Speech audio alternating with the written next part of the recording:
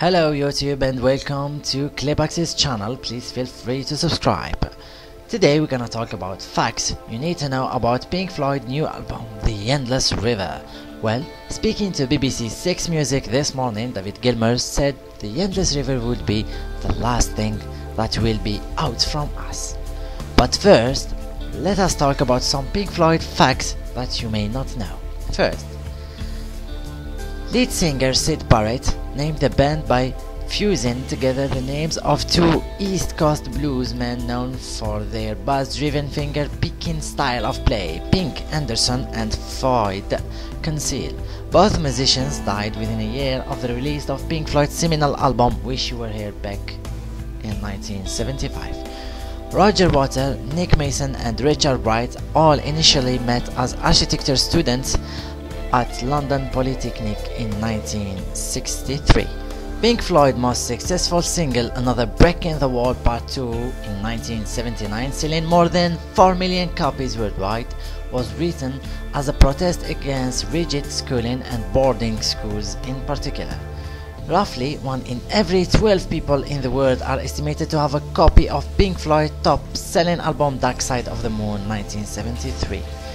While their music has long been associated with mind-expanding drug use, besides Syd Barrett, the members of Pink Floyd only casually experimented with acid.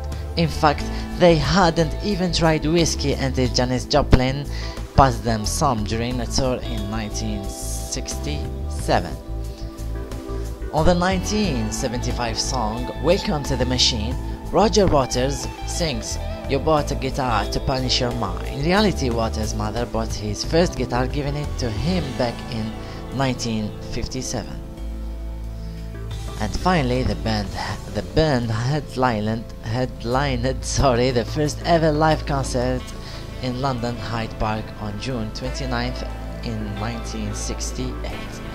Coming back to their new album The Endless River, which will be released on November 7th, 2014. First, The Endless River grew out of unreleased recording from 20 years ago. Gilmour and Mason returned to a series of ambient, lyricless recording from the same period as Pink Floyd's last album 1994, The Division Bell, to complete The Endless River. These secondary sessions began in late 2013. Additional drumming from Mason was the first new element to be added. Number 2. The album will include some of Richard Wright's final recordings. Number 3. This album titles harken back to an earlier Pink Floyd moment. The Endless River echoes to penultimate lyric on High Hopes, the last song on The Division Bell. The song was written by Gilmour with additional lyrical help by Sampson, who is also collaborating on the new album. Number 4. 20 years is a long time between albums, but not the longest.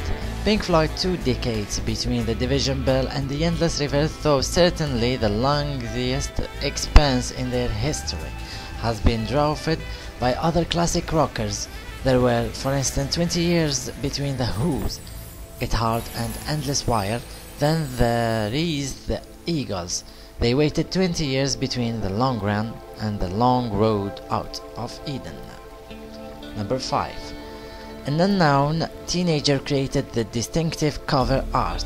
The art of The Endless River comes courtesy of an 18-year-old Egyptian graphic designer named Ahmed Al-Din. After his portfolio was discovered online at Behance, a creative director from Floyd, longtime album cover designer Hypnosis, reached out to Al-Din via email. And last but not least, Roger Waters is not included. No, really. Stop asking. In a perturbed sounding Facebook post, Waters reminded fans that, and I quote, "I left Pink Floyd in 1985. That's 29 years ago.